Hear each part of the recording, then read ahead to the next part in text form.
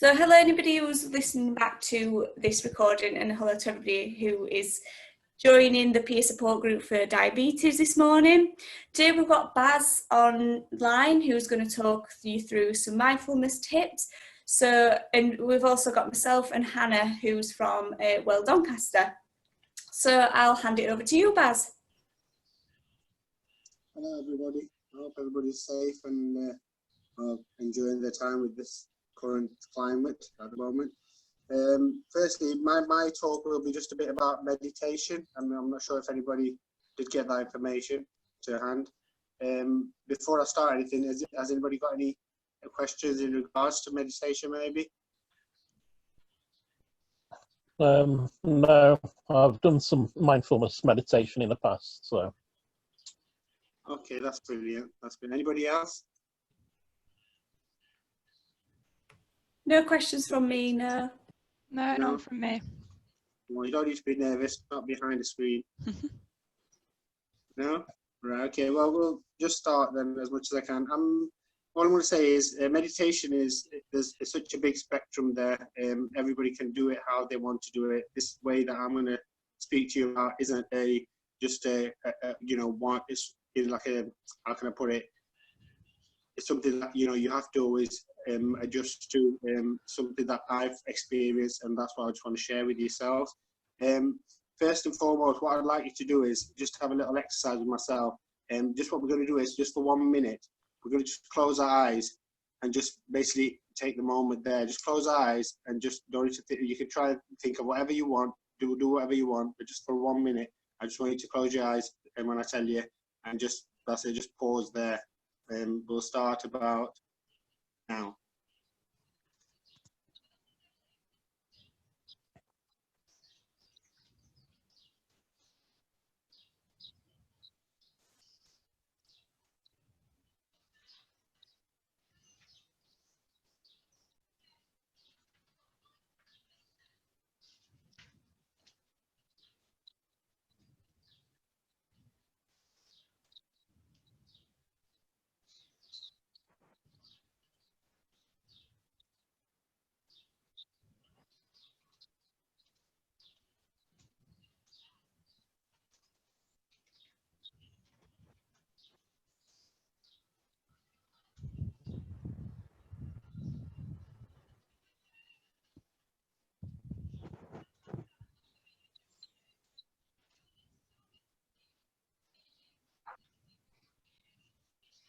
Okay, thank you very much for that. So in that 1 minute, basically, I'm not going to ask anybody what they thought of and what sort of feelings or sensations they had while they had their eyes closed. All I'm going to say is, what tends to happen is when we close our eyes, just even having a little break or a rest, the mind is working so fast, so rapidly, that there's so many millions of thoughts happening in the mind at one time. Now, the way I like to explain it is, we've got enough things going on in our lives. It's cliche that our life's busy. We've got a lot of stress, anxiety, family life, problems, stress, and so these little things always play on our minds, and it's very hard to focus. Now, people do tend to think even when you're asleep, you're basically, you're resting your mind, but that's when we get like thoughts and dreams, and that's actually your brain in overload mode, and you're still actually overthinking things. Sometimes you have a sleep for about good 8 hours and you wake up and you feel a bit tired and groggy. You don't feel you've had a good sleep, and yet the opposite. Sometimes you can have a 4-hour sleep and it's a very deep sleep, and you wake up and you think, oh, that was quite good. And that's obviously probably lack of thinking while you're sleeping.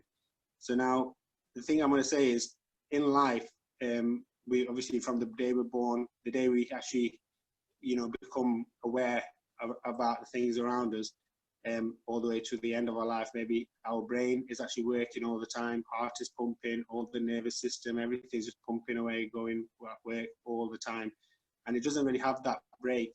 Now, meditation is something that it's a pause. The example I like to give is, if you're watching a movie, imagine you start it from, it's 2 hours long, you give it a quick pause, go and get your little snacks, popcorns, whatever, and then you play it again, and you're back again.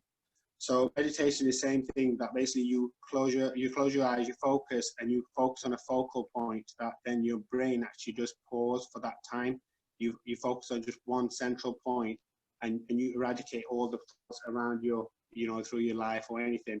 And then eventually what happens is, through time, when you invest your time, it becomes like a medication for your body as well, because it avoids stress and makes you feel more relaxed.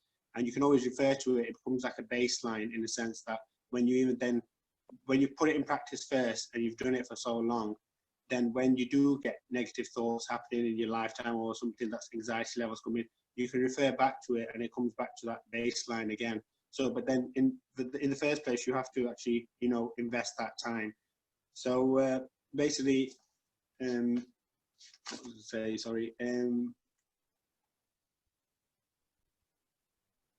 So yeah, basically now that exercise, what we just did, was a minute long. Now, what I want to say to you is the meditation as well. There's scientifically been proven as well. There's a certain time to meditate, and the time which is ideal for everybody is, if you're up early in the morning, that's brilliant. That's the time to do it. Best sort of time is around about anything between 3 o'clock all the way up to 6 o'clock in the morning. The reason for that is, there's something in our body which I don't know if everybody's heard of, is there's hypothermal glands in our brain, and basically that controls all our moods and nervous system, and the way how our food digests. Everything is controlled by this hypothermal glands. Now that is actually controlled by a pituitary gland, which is actually in between your eyes at the back of near your brain, basically. It's a little, like a pea-sized glands, basically.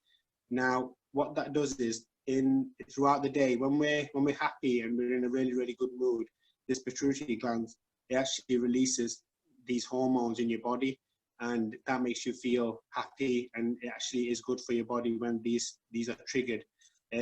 But the most you can do is, throughout the day, when you're happy, for example, when you express somebody, you've seen somebody and you love them, or you give them a loving hug, or you're happy you've had some good news, this gland actually releases these hormones, which makes you feel really good inside, and they have a lot of benefit in your health-wise as well. But at the most, you can actually only release 7 of these hormones. Actually release, they release. The hormones release 7 of these hormones in your body in one time throughout the day. But now the advantage with meditation is that if you do it within a certain time of the day, between 3 o'clock and 6 o'clock, when you're sat there in that moment and you're meditating, you can actually release up to 18 of these hormones in your body. And these 18 hormones actually cover maybe 20 of the worst sort of illnesses throughout, which we know of in the world. It actually can avoid you from getting these illnesses. So, and a lot of it is like anxiety based and stress, and basically this is your time that you need to really invest in that time. Now, we do class this, there's a name for this hour, or this moment. It's called ambrosial hour, and basically between 3 and 6 o'clock, if you do it, you will benefit more from it. So what I'd like you to do again now, this time, like we just closed our eyes and we just basically let it randomly, anything and everything happen within our minds for that minute. Now what I'd like you to do is, I want you to take a deep breath and then hold it for 3 seconds, and then I want you to release your breath and hold that out for 3 seconds. So what we're going to do is, we're going to breathe. If you can see me, can everybody see me on the screen? Is that just a quick yes? Can I have a yes? I think you need to pop your camera on. All right. Can you not see me then? No. No. Right. Okay. Does it start video? Is that what it would be? Yeah, that's it. I can see you now. Hello, can you see me? Is that yes? A couple yeses? No. Just one. Yeah. Yeah. That's good. Am I as good looking as you thought I was? Hello? Your audio's a bit, it's a bit, we can see you now, but your audio's a bit funny, so I don't know if it's your connection. Right, can you hear me now? Yeah. Did you hear a bit of that lecture that I said, or did anybody not hear it? I couldn't hear that properly. No, it's a bit difficult to hear what you're saying. Okay, okay. So shall I continue through it again? Is that all right? Can you hear me now? Yeah, we can hear you. It's just a bit, the connection's not great. It's better with your video off to hear what you're saying. Okay, okay. So,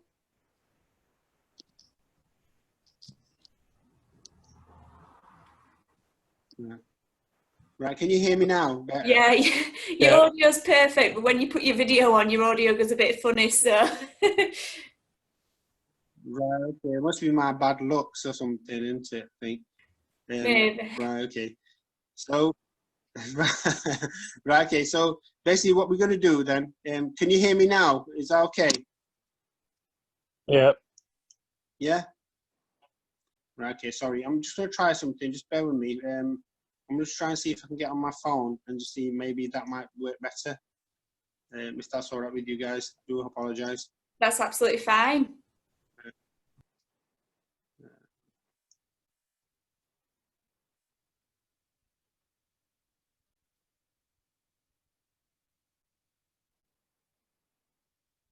Further connection.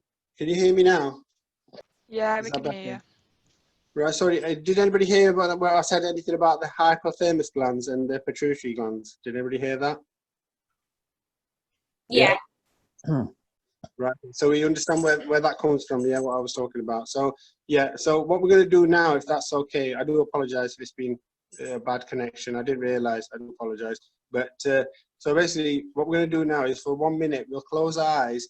And like I said, we're going to take a deep breath in and we're going to hold our breath for 3 seconds and then breathe out and then hold that for 3 seconds. But then at the same time, what I'd like you to do is when you take a deep breath in, I want you to hear yourself breathe and then hear yourself breathe out.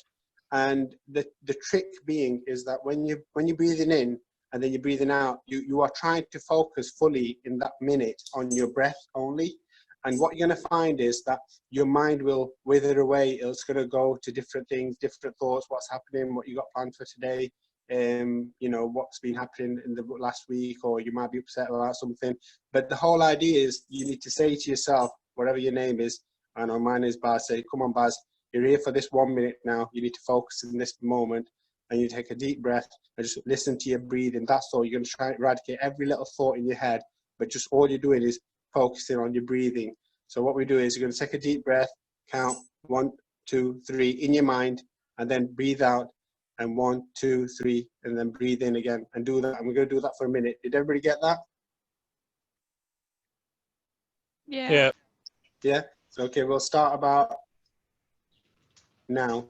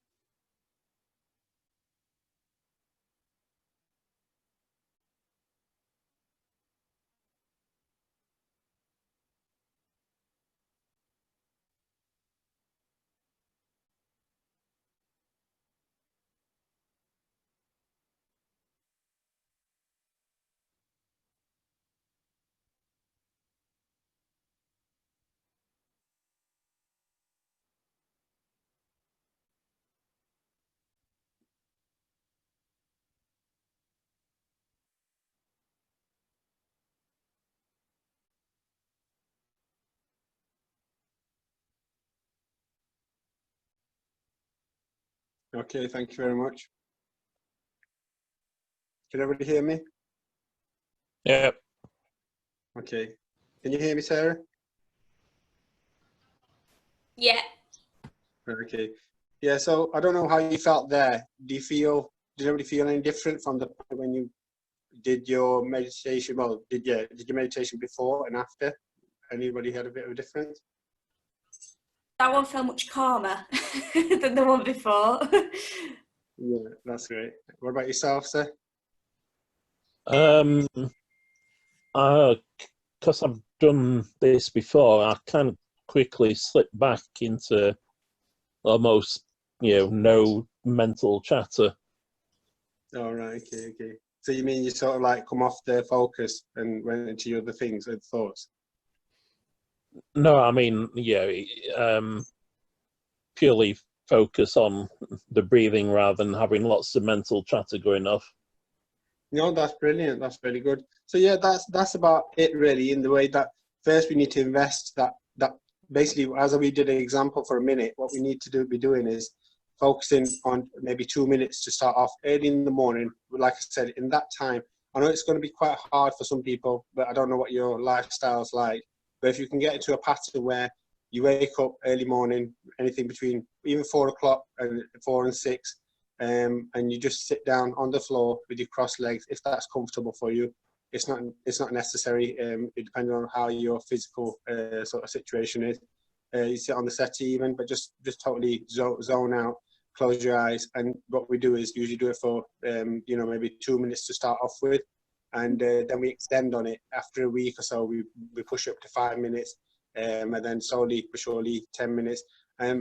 People do it for half an hour. I know people who can do it to maybe 4 hours at once. Now, the only example we can give, I don't know how other people have been taught about meditation, but it's just exactly like a mobile phone. When the battery's going to die, you just quickly put it on charge for even, maybe 10 minutes, 15 minutes, and there you go. You're ready to go again. Your battery's charged. Even in them few minutes, it can go another maybe half an hour, whatever. But same thing with meditation, just by investing not even 24 hours in a day, there's half that, 12 hours, then the 6 hours, 3 hours, not the 3 hours. So if you come down to 1 hour, even less than that, which we've just done 2 minutes, what's 2 minutes of your life for yourself? Invest in that minutes, 10 minutes for yourself. And it's me time basically, but you've got to give that time. And it's surprising how many people I talk to and I speak to them about meditation, and then you ask them, "Oh, did you get time?" and say, "Oh God, no, I didn't get any time at all." And you think, God, you can't spend 2 minutes of your time just for your own life, your own benefits. So it's all about how we invest that time in ourselves. It's like exercise. We do it, and you see the benefits. You eat healthy food, you see the benefits. Same with meditation. I can't tell you what benefits you'll have from them, but you have to invest it, and everybody will have a different reaction. But all I can say, it will have its benefits. I know people who have done meditation and they were on bags of medication as well. And because they've taken up meditation, it's gone less than half. And that's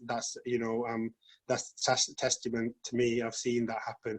So all I can say is, if you're doing meditation already, that's fantastic. But if you do it within that time that I've just said to you, that has a different effect on your body. And you'll see the difference within weeks and then months as well. And it can help people like, fibromyalgia, people who have diabetes, anything. You just don't realize. It's like a example I can give is that when we have to make the effort to eat paracetamol when we've got a headache, but after it's gone in our body, we don't know what reaction it's making is within our body, but it's doing its job. And same thing meditation as well. When you're doing that calm moment for yourself, you're resetting your button in your body basically, and avoiding any stress to affect your body health wise, and just feeling a bit uptight or anxious, and it just by doing them 2 minutes a day, it will extend throughout the whole 24 hours of your day. You'll feel so energetic, feel happy in yourself because you're giving time to yourself, and you'll see the benefits, like I said, that you have to physically put that time in yourself really. And that's all I can say. And if it works, what I can do is as well, I can, by all means, I'm happy to leave you my number. And what we can do is, this is just the beginning basically, and then we need to extend on it. But that will be the next step. I don't want to rush into anything first, because we all have to have a starting point somewhere, or it's just going to get confusing. So what I'd recommend is, whoever's doing meditation, however they're doing it, that's fine. Give this one a try, but make sure if you can. I do it as well. I wake up in the morning, maybe 4 o'clock, and then I do a meditation. Then I can go back to sleep. It's nothing to say you don't have to go back to sleep. If you're tired, fine, do that. But if you make that time slot, within them hours, you will see the benefit. Like I said, again, it's 2 minutes a day, extend it next week to the following week to 3 minutes, 4 minutes, just slowly but surely wean it, go up a step. And when it comes to the point where you're doing it for half an hour, you will really see the benefits of it. So that's what I want to say, really. Many questions? Yeah, No. Sorry, go on, Graham. No questions. Because I used to meditate, and I got to the stage of half an hour every morning, and he just slipped away. So, but yeah. No, I'm sure. So sorry. What's your name? Sorry, Wayne. Did you say? Graham.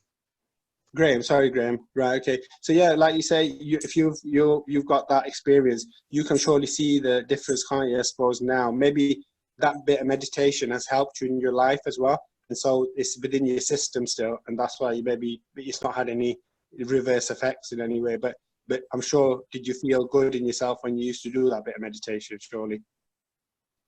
Yeah, exactly. So it's needed. We don't realize this day and age, the mechanical age, the technology that's we're always on, absorbing our energy, our mind into, phones and tablets and things like that. We don't realize how much of our energy, of our body, we're actually using, just focusing on, constantly watching the screens of mobile phones and tablets and just anything really. So you just need to have a rest period, and that's what meditation is. You actually cut yourself off totally from the world and just absorb yourself into yourself, into your soul, basically, in tune yourself. It's coming back to reality, saying that, I am a human being, I'm living this life. And we even forget the little things like that in life when we're just rushing around on a daily basis, and it makes you more, I don't know, I think personally it does. Meditation helps a lot of other qualities, makes you more compassionate, loving, and you can just relate yourself to yourself a bit more. So is that okay? Does it help today? I don't know if I have, but I sometimes blabber on a bit too much, so I do apologise. No, you haven't at all. I found it really, really useful and insightful. You were talking earlier about people that you've worked with before who were on a lot of medication, and obviously for people with diabetes, they tend to have to take a lot of medication. So it's not really a question, it's just really kind of wondering if you come across many people who have worked with yourself with diabetes, and if they commented a little bit on their circumstance, like how has it helped them at all? No, sorry. I mean, I just mentioned that how different illnesses can be helped, basically, but I haven't specifically worked with anybody with diabetes. I'm going to be honest there. I have with fibromyalgia. I'll be honest with you, the prime example would be my wife. She's a fibromyalgia. This is where I got in contact with yourselves, with these groups. We used to come here, and then this is where the suggestion first sort of arose. But she with God's grace, basically, she was on bags of medication at one point, and because we do the meditation, thank God, has obviously slight adjustments in her life as well, in regards to food and stuff as well, exercise. And we feel that it has had a big input in regards to the meditation as well, and that's where I think that it can help others as well. Yeah, definitely. Like, obviously with people with diabetes, it's like high blood pressure, so if they're taking that time to focus on themselves and to calm themselves with the breath and everything like that, then there might be some benefits there. Obviously must be there's research out there regarding meditation and diabetes, which could look into as well, to send out to anybody who's listening to this back, or anybody who's logged in now. But yeah, I personally thought it was very interesting, and like you were saying about routines and stuff like that, obviously again with people with diabetes, there's always a routine of when to take the medication before food as well, and maybe it might be an idea to put the meditation before you take your medication, stuff like that, just to again tune into yourself and calm yourself before you take that medication, just to maybe see the benefits there. I mean, I'm no doctor at all, but yeah, I just thought it was. I think I agree. I think it'll give anyone that hasn't maybe give meditation a try before, just gives them a little bit of background knowledge and maybe an opportunity to try something new, especially obviously in the times like this where they have a bit more time on their hands. So it's just it's just another activity to try something new, isn't it? So yeah, I mean, by all means, there's no restriction of that whether or not you should take your medication before your meditation. It's not. It depends how your body it suits you, because if you're a person who's got to have, I think with the diabetic medication, you've got to take some food and stuff as well sometimes, don't you? Is that correct?